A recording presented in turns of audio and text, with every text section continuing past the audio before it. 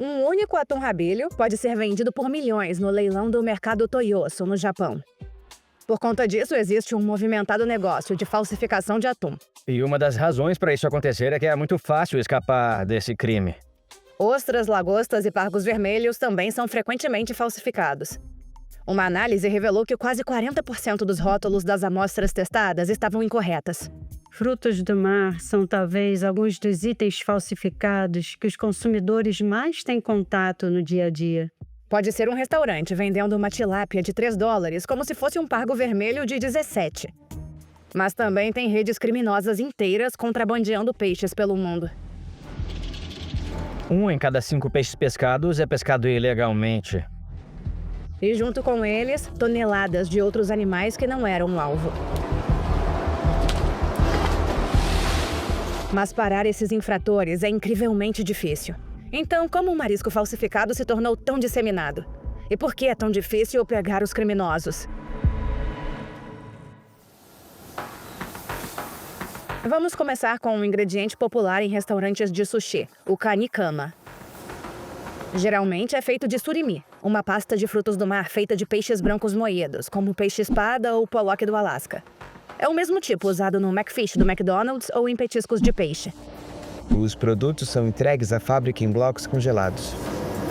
Nessa fábrica em Dongjin, Coreia do Sul, uma máquina tritura os blocos de surimi até obter textura de massa. Produtores adicionam sal, amido, açúcar e aromatizante de siri, feito a partir de caldo de siri.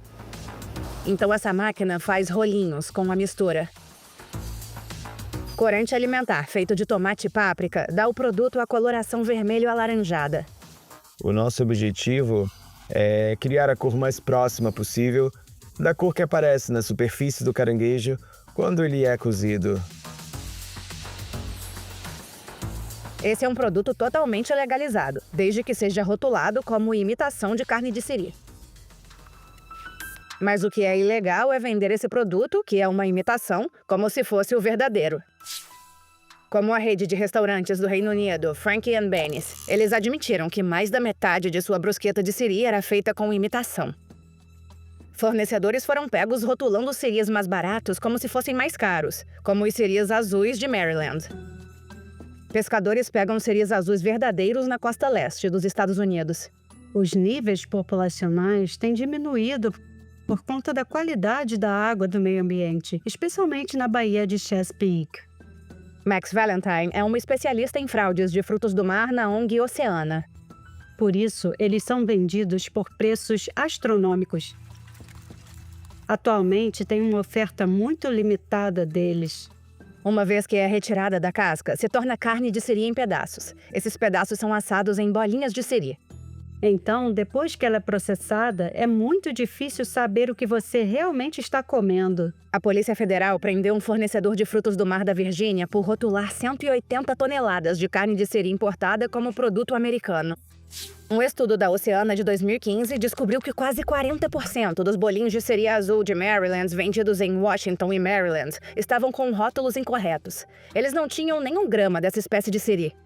Na verdade, era siri nadador do Sudeste Asiático e é infinitamente mais barato. Demos a Max um pouco de carne de siri para entender como podemos saber se é autêntica. O que é muito bom nessa aqui é que a empresa colocou muitas informações na parte de trás da embalagem. Aqui diz que é capturado na natureza. Também fornece o nome do gênero e da espécie. Podemos identificar que se trata de um siri azul nadador da Indonésia. Mas se a embalagem não tiver todas essas informações, compre siris azuis de Maryland inteiros e vivos. Compre na temporada, de abril a dezembro. O atum bluefin é o tipo de atum mais caro porque é o maior, tem alto teor de gordura e é muito raro. São encontrados nos oceanos Atlântico Norte e Pacífico. No Japão, o atum bluefin é vendido em leilão ao vivo, aqui no mercado de Toyosu, o maior mercado de peixes do mundo. Participantes como Takayasu Shinoda têm 15 minutos para verificar se o atum fresco tem algum corte ou arranhão antes que o leilão comece. Tem uma regra básica. A regra básica é você observar a face da cauda cortada e observar também o interior da barriga rasgada. São duas coisas para se observar e é uma regra básica. Com o toque de um sino, o leilão começa.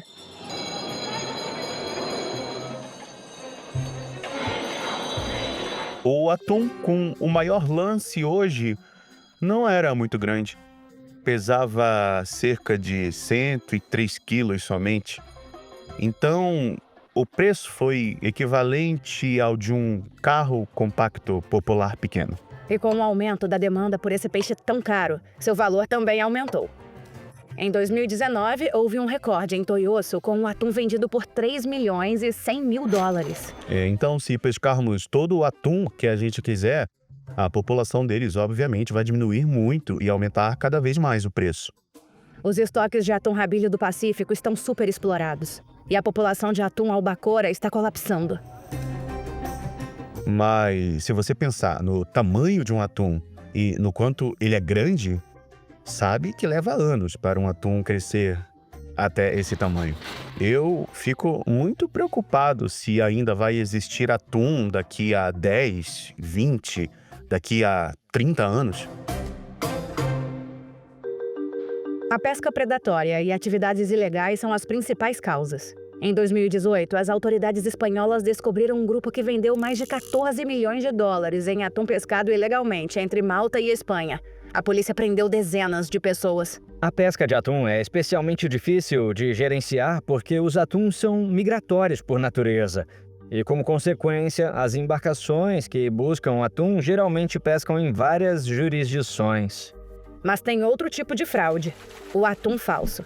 Isso inclui tentar vender escolar, um peixe barato que pode ter níveis perigosos de mercúrio, como se fosse atum branco. Se você tem sucesso nessa fraude, o retorno é enorme. Um estudo da Oceana de 2013 descobriu que 59% dos atuns em restaurantes e mercados americanos estavam com rótulos incorretos. Então, como garantir que não está sendo enganada? Se você quiser um atum rabilho, guarde para uma ocasião especial, pois o verdadeiro geralmente é vendido em restaurantes de alto padrão. Se você achar atum rabilho no seu mercado local, eu diria que provavelmente é falso. Os mercados vendem atum albacora, mas sempre verifique o preço. Esse aqui é muito barato, cerca de 8 dólares. Geralmente, o filé de atum desse tamanho é muito mais caro. Com certeza, acima de 15, mais próximo de 20 dólares. E aí examine o rótulo para ver se não tem nenhum sinal de alerta. Essa embalagem diz albacora do lado de fora, mas só atum do lado de dentro. E eu fico preocupada que, na verdade, esse não seja atum albacora. Aqui diz que é processado e embalado na Indonésia. E aí nesse rótulo diz que é um produto da Venezuela, e isso é muito preocupante. E os ingredientes incluem monóxido de carbono para deixar a carne avermelhada. Isso é permitido nos Estados Unidos, mas é proibido no Canadá e em boa parte da Europa, porque disfarça carne estragada. Provavelmente eu não compraria isso para mim. Levanta muitas bandeiras vermelhas para mim. Vieiras selvagens são um molusco popular frequentemente encontrado em baías ou águas rasas. O Peru exportou 88 milhões de dólares em vieiras em 2019 e mais da metade vem daqui, da Baía de Saetura. Aqui é rico em todas as espécies, todas as variedades de peixes, e especialmente em vieiras. Os pescadores dragam os moluscos do fundo do leito marinho e usam redes para içá-los para os barcos. As vieiras morrem logo que são retiradas da água. São levadas para instalações de processamento como essa, onde são despejadas em pilhas enormes para serem descascadas. A carne valiosa é removida a uma velocidade impressionante. Então a carne é lavada para remover qualquer resíduo da concha ou semente. Os Estados Unidos são um dos maiores importadores de vieiras do mundo. Aqui em Nova York, o chefe Preston Clark vende um prato com 3 vieiras de Massachusetts por 55 dólares. É uma das melhores coisas que o oceano tem a oferecer e são muito raras, muito caras. E o valor torna elas muito atraentes para falsificadores. Criminosos foram pegos cortando a arraia ou peixe branco em rodelas para vendê-los como vieiras. Frequentemente injetam uma solução salina ou de água salgada para parecerem mais volumosos, para pesarem mais, para ficarem mais caros. Tudo isso é ilegal. Se quer a minha opinião, eles merecem a guilhotina, porque isso é horrível. Você não quer servir uma coisa falsa. Isso acaba com a sua credibilidade como chefe. O chefe Clark diz que o melhor jeito de ter certeza que é uma vieira é, bom, ver a concha dela. Mas se não tiver essa opção... Também tô procurando por esse músculo aqui. Esse é um músculo chamado abdutor. É um jeito de saber se as vieiras são verdadeiras, caso não compre frescas na concha. Ele também sugere aprender sobre as estações. As vieiras de Nantucket são pescadas de outubro a março. Se você estiver, sabe, sei lá, em Nebraska, no meio de maio, eu desconfiaria. Então, temos o salmão, um dos peixes mais populares do mundo. Se você estiver comendo um peixe rosado, pode ser que seja uma truta arco-íris. Ou seu salmão pode estar rotulado de forma bem errada. Às vezes, você pode ver salmão de cativeiro sendo vendido como salmão selvagem. Num estudo de 82 amostras de salmão de todos os Estados Unidos, a Oceana descobriu que quase metade tinham rótulos errados. A maioria era salmão de cativeiro vendido como selvagem. O salmão selvagem pode custar mais que o dobro do salmão de cativeiro. Ele é pescado no hemisfério norte, como aqui no Alasca. Kyle Lee está pescando o salmão rei do rio Cooper, o maior e mais caro salmão selvagem do Pacífico. Preço de varejo, $1,5 milhão. Vem aqui. Pescar aqui legalmente significa seguir muitas regras, como comprar uma licença de $25 mil e usar uma rede projetada especificamente para capturar salmão. Com uma malha muito maior, de tipo 15 centímetros, para que os peixes menores passem direto. Não só há um risco maior de virar o barco enquanto Kyle pesca nessas águas rasas, mas também tem um grande risco de voltar de mãos vazias. Hey!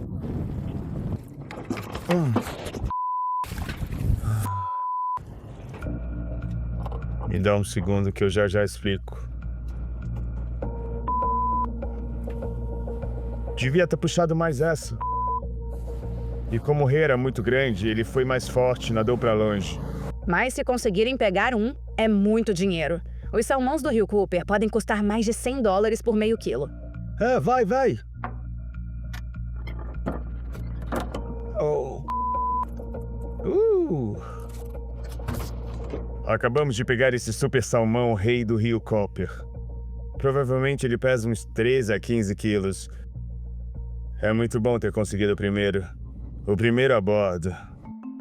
Enquanto isso, os salmões de cativeiro crescem em grandes cercados oceânicos. Assim como humanos, peixes podem ficar doentes. E quando você tem muitos peixes e um cercado se esbarrando, podem ter arranhões e cortes. Eu diria que a maioria, se não todos os peixes criados em cativeiro tomam antibióticos, que muitas vezes podem ser transferidos para a carne que consumimos. Esse filé que encontramos em uma loja de Nova York estava rotulado como criado na natureza. É um truque. Você vai pensar que é um salmão selvagem, mas na verdade só é criado e pescado em um cercado no oceano. Então, como você pode diferenciar os dois? Filés de salmão que são criados em cativeiro tendem a ser um pouco mais claros, em um tom de rosa, em vez daquele vermelho mais vibrante que você vê no salmão selvagem. Filés de salmão criados em cativeiro vão ter mais gordura, tendem a ser um pouco mais carnudos, maiores, mais grossos, porque eles não têm que se esforçar tanto para sobreviver no oceano, em comparação com a sobrevivência em cercados. Esse peixe não correu nenhuma maratona, com certeza. O pargo vermelho é um dos peixes mais valorizados no Golfo do México. É uma vítima notória de falsificação devido ao seu alto custo. É um peixe difícil de criar em cativeiro, então o que consumimos nos Estados Unidos é selvagem. Pescadores caçam eles na costa de estados como Flórida, Mississippi e Alabama. Em seu relatório de 2013, a Oceana testou 20 amostras de pargo vermelho nos Estados Unidos, e só 7 não tinham rótulos falsos. É branco por dentro, então é bem fácil de falsificar. Bom, esse é o pargo, esse é o robalo negro, esse é o robalo listrado e esse é o branzino. O preço deles é bem diferente. Infelizmente, a menos que você tenha trabalhado com peixes a vida toda, ao olhar para 2 filés brancos, é muito difícil saber a diferença. Frequentemente, o que você compra é um peixe de cativeiro mais barato, como a tilápia. A tilápia pode custar um quarto do preço do pargo e não é tão saudável. Ela não tem os níveis de ômega 3 ou vitamina B12 que o pargo vermelho tem. Então, se você ama o sabor doce e levemente amendoado do pargo vermelho, como saber que está comprando o peixe certo? Perguntamos ao chefe Clark. É um peixe de aparência excelente. Esses vêm da Flórida. O cheiro é super fresco como do oceano. Eu vou cortar esse grande primeiro. Ele diz para comprar o peixe inteiro e não se intimidar com a cabeça. A maioria dos balcões de frutos do mar vai cortar para você. Mas se você só puder comprar em filé, peça com a pele, para poder ver a cor vermelha. A forma e a textura também mostram a verdade. Tilápia é um peixe menos anguloso da cabeça à cauda, enquanto o pargo vermelho vai de um corpo largo a uma cauda curta. Bom, a tilápia é um pouco mais firme. É bem sólida se você apertar, enquanto o pargo vermelho tende a ser um pouco mais macio e delicado.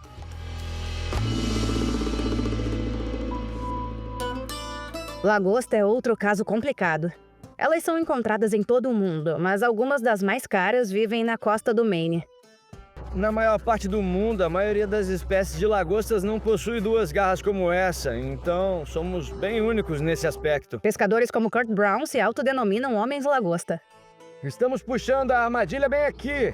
Cada pessoa tem suas próprias cores de boia e é assim que você sabe de quem é cada armadilha. Estamos em 8 metros de profundidade aqui e vamos ver o que pegamos. Aí está. Kurt tem que puxar as armadilhas uma por uma. Bom, elas sentem o cheiro da isca na armadilha e rastejam para dentro da armadilha. E é difícil para elas conseguirem sair. Cada armadilha é obrigada a ter essas aberturas de escape para proteger lagostas jovens. Esses crustáceos podem levar até 7 anos para amadurecer. E os pescadores de lagostas têm que atender aos limites legais de tamanho.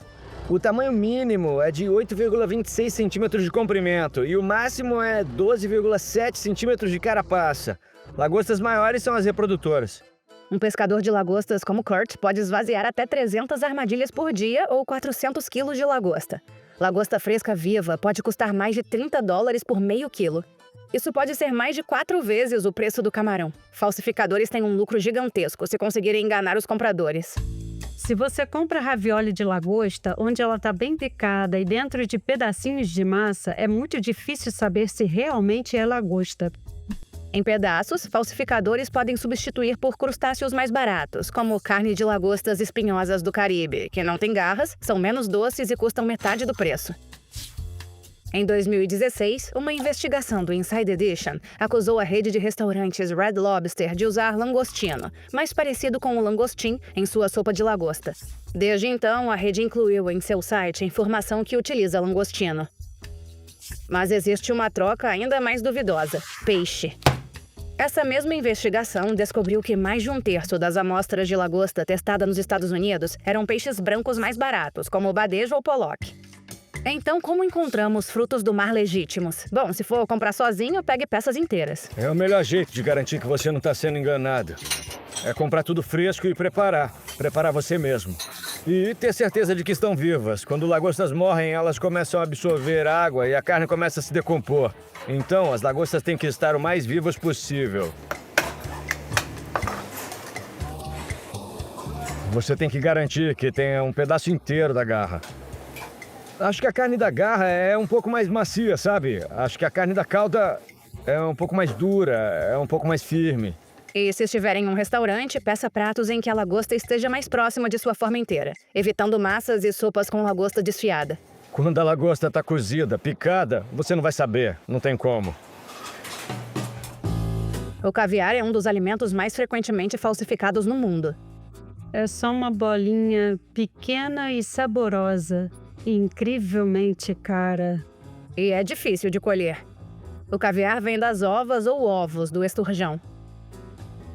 A maioria das espécies de esturjão selvagem está criticamente ameaçada, então quase todo o caviar que consumimos vem de peixes criados em tanques. Essa fazenda de caviar nas terras altas de Madagascar é a primeira da África. A empresa Assa Pencer cria 6 espécies de esturjão pelas suas ovas. Em cativeiro, os peixes podem levar até 10 anos para amadurecer antes que seus ovos estejam prontos. Os processadores removem o saco de ovos do peixe morto. Colocamos ambas as mãos neles e posicionamos uma mão na parte próxima à boca e a outra mão na outra extremidade. É preciso puxar com um pouco de força porque tá bem apertado. Depois colocamos nessa tigelinha aqui assim, desse jeito. Então, eles esfregam numa grade de metal. Salgar os ovos ajuda a realçar o sabor. E envelhecer por pelo menos 4 meses em geladeiras faz eles criarem notas de nozes. A Sapencer vende com um rótulo Rova, 1 quilo que pode custar mais de $5.000. O preço está no mesmo nível de muitas marcas europeias, e isso atrai muitos falsificadores. Um estudo europeu de 49 amostras de caviar descobriu que 10% não eram ovos de peixe.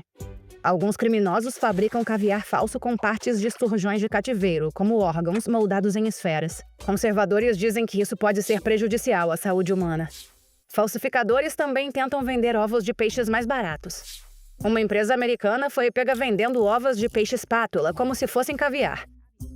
O proprietário foi condenado a 2 anos de prisão. O valor total das multas foi de $160.000. E com o aumento da demanda por caviar, o problema pode piorar. Então, digamos que você queira esbanjar. Como garantir que é o produto certo? Bom, se for num restaurante, peça para ver a lata. Toda embalagem deve ter um lacre não reutilizável. E qualquer lata comercial importada para os Estados Unidos deve ter um rótulo certificado, como esse. Ele informa a espécie de caviar, diz que foi criado em cativeiro, o país de origem e o ano da colheita. Você também pode usar o teste da água quente. O caviar verdadeiro endurece na água quente à medida que as proteínas cozinham. Mas se for falso, vai se dissolver. Então, quem são os criminosos dos frutos do mar?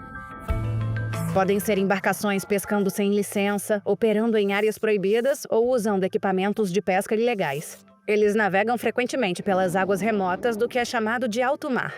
A região compõe quase 2/3 dos oceanos e não tem um único governo responsável por protegê-las.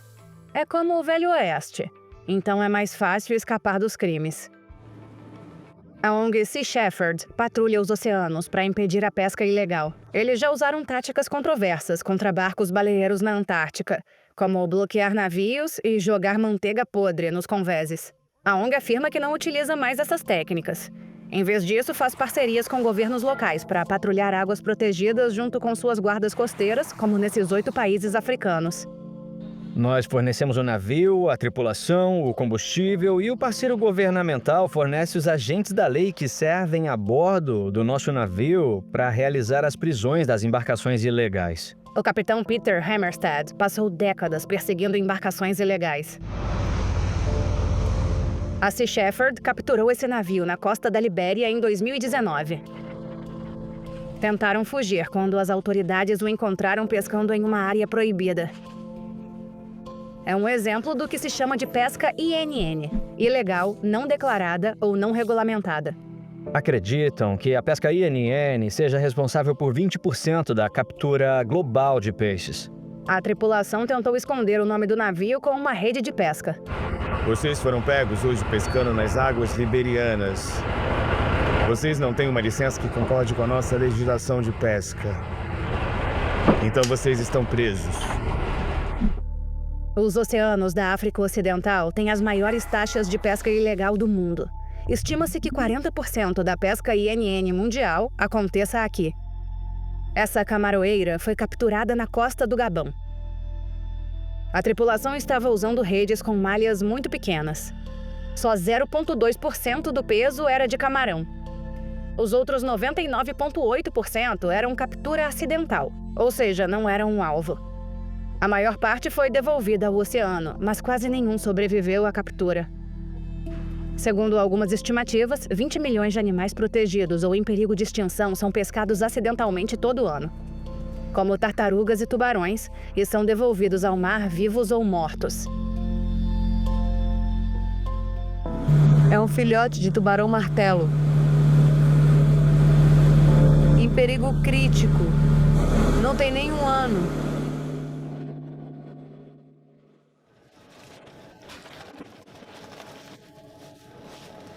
Após ver as condições a bordo, o governo do Gabão suspendeu toda a pesca de camarão em suas águas. A Sea Shepherd também flagrou essa camaroeira italiana na costa da Gâmbia, pescando com uma rede de tamanho inadequado. Embora o camarão estivesse rotulado como pescado de forma sustentável, 99,9% da pesca a bordo era de outras espécies, como tubarões e polvos.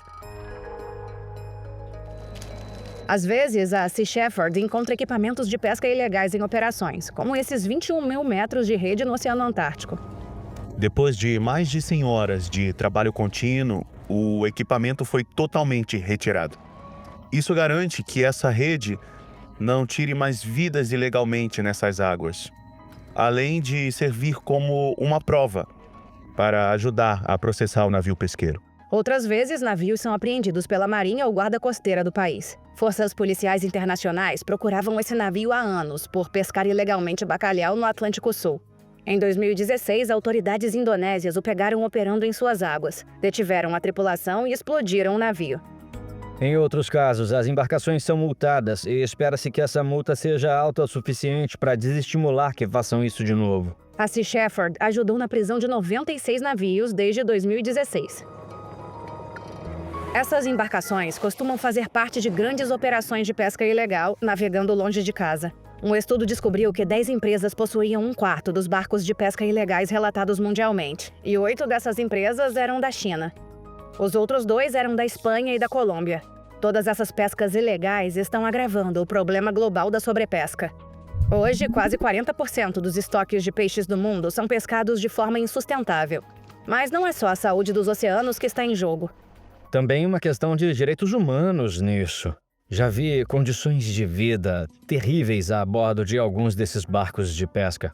Peter encontrou essas camas em barcos apreendidos na costa da África Ocidental. Se os direitos humanos desses trabalhadores fossem respeitados, aí não seria lucrativo para quem gerencia essas operações ilegais. É por isso que estamos vendo um aumento no tráfico de pessoas e no trabalho forçado por parte dos operadores de pesca.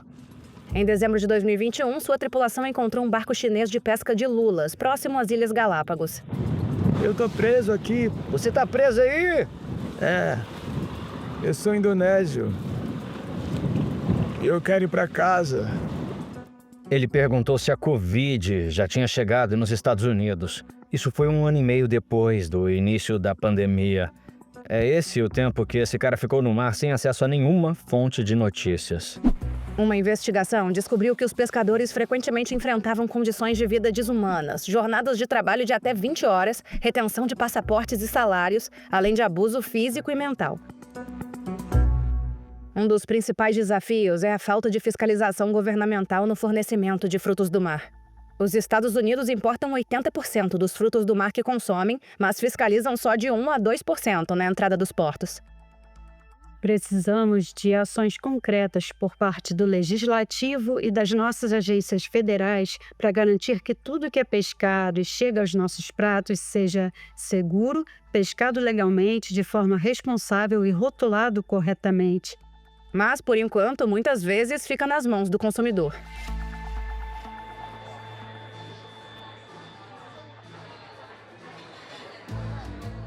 O caranguejo azul é a criatura mais agressiva do oceano. Eles estão cheios de rancor e agressividade. Eles saltariam em você tentando te pegar com suas pinças.